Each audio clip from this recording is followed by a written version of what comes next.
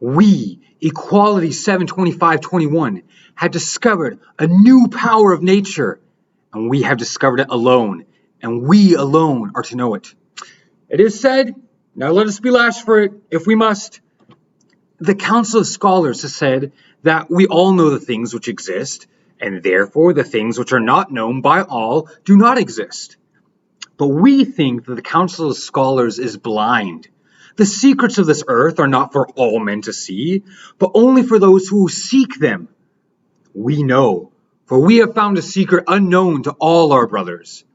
We know not what this power is, nor whence it comes, but we know its nature. We have watched it and worked with it. We saw it first 2 years ago. One night, we were cutting open the body of a dead frog when we saw its leg jerking. It was dead, yet it moved. Some power unknown to men was making it move. We could not understand it. Then, after many tests, we found the answer. The frog had been hanging on a wire of copper, and it had been the metal of our knife which had sent the strange power to the copper through the brine of the frog's body.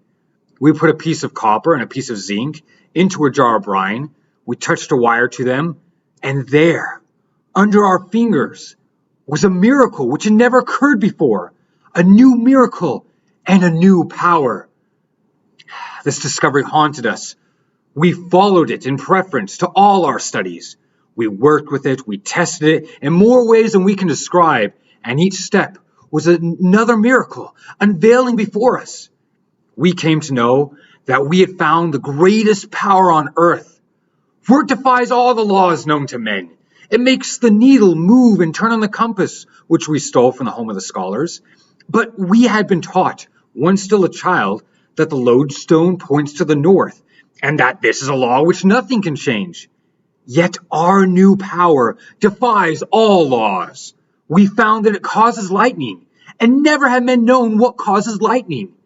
In thunderstorms, we raised a tall rod of iron by the side of our hole, and we watched it from below. And we have seen the lightning strike it again and again. And now we know that metal draws the power of the sky, and that metal can be made to give it forth. We have built strange things with this discovery of ours. We used for it the copper wires which we found here under the ground. We have walked the length of our tunnel, with the candle lighting the way. We could go no farther than half a mile, for earth and rock had fallen at both ends.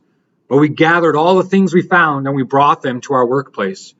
We found strange boxes with bars of metal inside, with many cords and strands and coils of metal.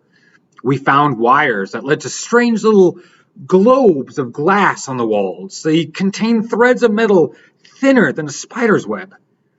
These things help us in our work. We do not understand them, but we think that the men of the unmentionable times had known our power of the sky, and these things had some relation to it. We do not know, but we shall learn. We cannot stop now, even though it frightens us that we alone are alone in this knowledge. No single one can possess greater wisdom than the many scholars who are elected by all men for their wisdom.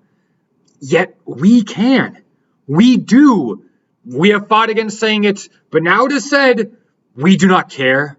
We forget all men, all laws, and all things, save our metals and our wires.